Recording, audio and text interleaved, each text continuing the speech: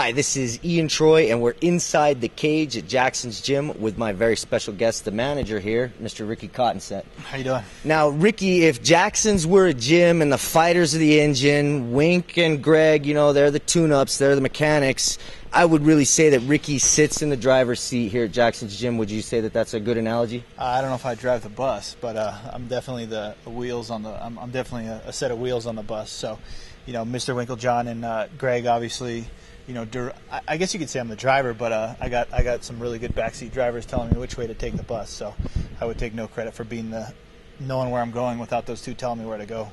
Very good. Now, you've been here with Jackson since he started training people. Is that correct? No, Greg actually started training back in 1992. He was 17 years old. He started his first gym off of West Central. He lived in there, he slept in there, and did everything. So I've actually been with Greg since the first time I went into Greg's gym was at his dojo on San Mateo. I think it was 2400 San Mateo Place. Trained there for a little bit, and then went with him majorly over to his other facility at 2404. So I'd say around 97, 98, like when I was a senior in high school is when I started playing around in there. So I've been there for a little while, since before all the success came with the King of the Cage was where they first started getting noticed, and then obviously Diego Sanchez with the Ultimate Fighter. Credit to him for really helping us get the ball rolling. One of the questions that I've been pretty much waiting to ask you is, back in '98 when you first started here at Jackson's, could you have ever imagined that it would blow up this big and there would be so much success here? No. I always believed in what Greg was doing back then when I trained with him. Obviously I was a kid, so I didn't really have any idea that it was going to go this far. But I always believed in what Greg was doing, and as it got to be more successful and looked like it was going to go bigger, Greg would always crack jokes. If I ever make it big, you're coming with me. And so I was a plumber for a long time and was doing my thing there, and then eventually the time came where there was actually, and it was a rough transition, don't get me wrong. I went from making great money as a plumber, and I took a big leap of faith and believed in what was going on over here, and it definitely has been something that I've been blessed to have a job like this. People talk about, the American dream. I would definitely say Jackson's is the true American dream. You guys came up out of nothing. I got nothing but respect for you guys. Yeah, I mean, Mr. WinkelJons and Greg, they're grassroots guys. They started their schools, and they didn't do it for the glory or for the money, and eventually that stuff just kind of came with the success, the way that they run their show. Now, I know, I'm really active in the local scene, and it's my opinion that Albuquerque deserves a very high quality, UFC style show, and I've heard rumor that you're actually putting together a show. What can you tell us about it? Yeah, what we did is we went ahead and put together a show called the Jackson's Mixed Martial Arts Series. We've worked with other promotions around the state for a long time, and at the end of the day, we were just coming out of there incomplete with our fighters, not, getting treated the way we felt like they needed to be treated, not getting enough money to eat the way that, just to basically not have two jobs and try and fight. So the purpose of this event is to basically start a show where, we can showcase our fighters just like the Albuquerque Isotopes are to the LA Dodgers. This is an opportunity for people to come and see our fighters fight before they go to the next level. So we're acting as a feeder for the bigger organizations like the UFC and the WC. We've partnered up with the Hard Rock.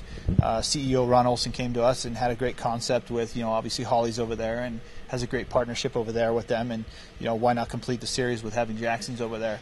And so the cool part about this is, you're not going to see our fighters fight anywhere else. You're going to see them fight there. And it's not because we're against other promotions, but the thing is that, we have what's in the best interest of our fighters, and that's getting them the right matchups, getting them, good wins, quality wins, the right tough opponents to help them at the next level, so that they can be successful in the WC and in the UFC. And at the end of the day, there's a lot of people in this business that we've dealt with locally, and at the end of the day, they don't really have the right. They're looking out for the wallet, and we're looking out for the fighter. So it only makes sense for us to bring it in-house.